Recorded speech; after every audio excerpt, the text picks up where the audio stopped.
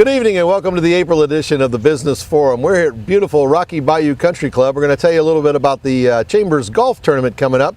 But before that, I need to do a special shout out to Mr. Fantasky and the Lewis School. They are our school of the month. So if you see them wandering around the campus, make sure you give them a pat on the back and tell them thank you for doing a great job of teaching our children. First up on the show today, we have the the Air Force Enlisted Village, and representing them we have Chief Master Sergeant Brooke McLean, USAF retired. He is the president and CEO, and also with him is Dolores Phillips, and she is one of the Bob Hope Village residents. Welcome. Thank you. Nice to be here. It is, isn't it a gorgeous place we are? It is. Yeah? Beautiful. Tell us a little bit about the Air Force Enlisted Village and your organization's mission.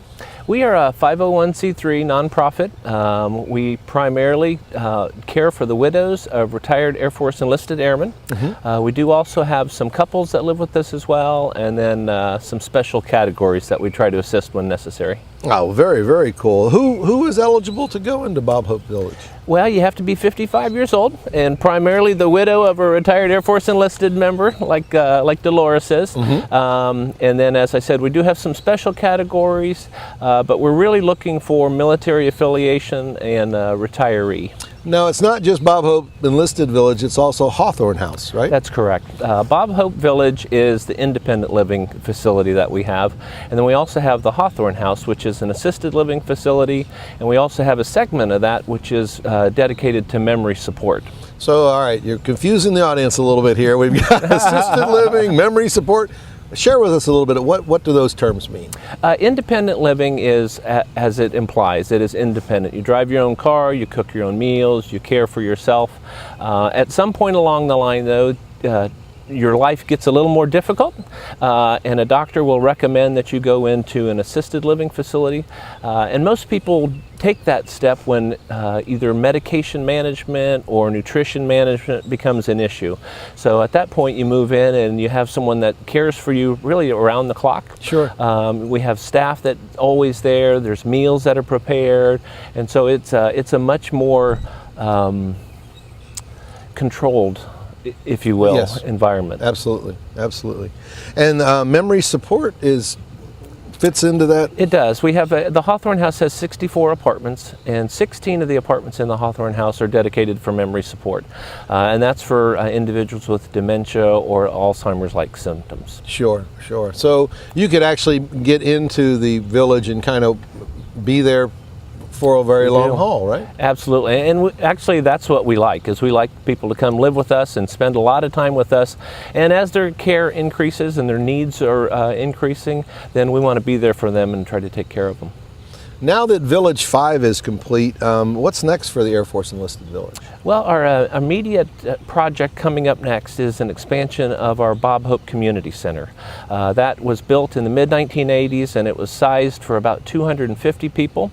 And now that we have about 500 people on Bob Hope Village, we know we need as big as it needs to be. Exactly. Plus, we also want to expand some of the options that the residents have. We want to get more wellness facilities. We want to have more fitness activities. More and more people are just much more active, and we want to be able to help them out with that. Absolutely. Dolores, you were sharing with me that you were originally from Hawaii. Yes, on the island of Kauai. Born and raised on a sugar plantation. Oh my goodness. And I was there when Japanese bombed Pearl Harbor as a young girl, and grew up pretty fast then. Oh, no doubt, no doubt. And then after the war, I went to Honolulu and visited my aunt, and she married a serviceman, and they moved to Georgia. And as I grew up, I came to Georgia and visited them and met my husband. Oh, really? Who was in the Air Force, and yes, we married. And I love being in the service because sure, I got to travel. Travel the world. Travel the world. And then he retired. And I kept the house and lived there until I couldn't take care of it. And I heard about Bob Hope Village. Sure. So I came up, and that's the best thing I've done. Yeah. I feel very safe and secure there. A lot of activities, lots of things to do. Yes, but nobody pushes you. You're on your own. You can either join or just stay in your house which I refuse to do. Yeah. I walk around 2 miles every day and listen to the birds, and we have an exercise room, Yeah. and we have a swimming pool. And you're with like-minded people that have shared the same past as you, Same, aren't you? Yes. Everybody, it's like a big family. Yeah. And people, if you need help, there's somebody there all the time. That is fantastic. Tell us about the mom rule. What's the mom rule? Well, the mom rule was brought to us by our former president and CEO, Chief Master Sergeant of the Air Force, Jim Binnicker, who passed away about a year ago. Yes. He was our CEO for 15 years, and he brought to us the mom rule, which is really a value statement in a way that we make sure that we're treating each other with dignity and respect.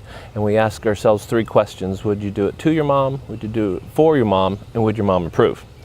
So if I can get those 3 right with Dolores, then I know that I'm in good shape. Now, you said that you were a nonprofit, so how do folks help you out if they wanted to do that? Well, we have a number of different ways that you can do that. We have a big golf tournament coming up ourselves that we're looking forward to, that is a big fundraiser for us. We, of course, work with foundations, we work with corporations, we work with individuals that can make donations to us, and that provides a critical amount of support for us. Very good, very good. I want to thank you both for coming out on this gorgeous day. If folks wanted to get in touch with you, Chief, how do they do that? Well, they can go out on our website, afev.us, and you may have to double check that. That could be the Air Force Enlisted Widows. But if you go out and Google Bob Hope Village, you can get our information there, or you can call into our front office at 850-651-3766. And I'm guessing that not only do you need funding and support that way, but you probably also need volunteers too, don't you? We do. We're always looking for volunteers. Then we're also, we want to know about potential residents that we could help out. As a nonprofit, we have a social charter to take care of our Air Force family. Sure. So if people know about something that concerns them, or if they think that there's someone that needs our assistance, we want to know that. Well, thank you both for coming on the show. It's been great having you, Dolores.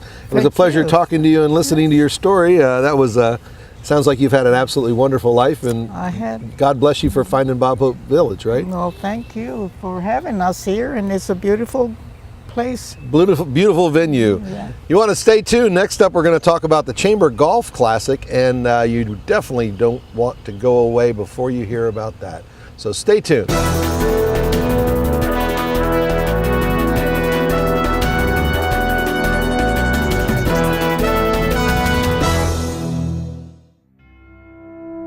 The Air Force Enlisted Village provides a home to retired Air Force widows who have found themselves in need, whether from a tragedy, insurmountable medical expenses, or insignificant retirement plans. Through your support of the Air Force Assistance Fund, these surviving spouses of our airmen live within a safe, secure, and dignified community, bonding with their peers while sharing memories of Air Force life. Please give to the Air Force Enlisted Village through the Air Force Assistance Fund. It's time for the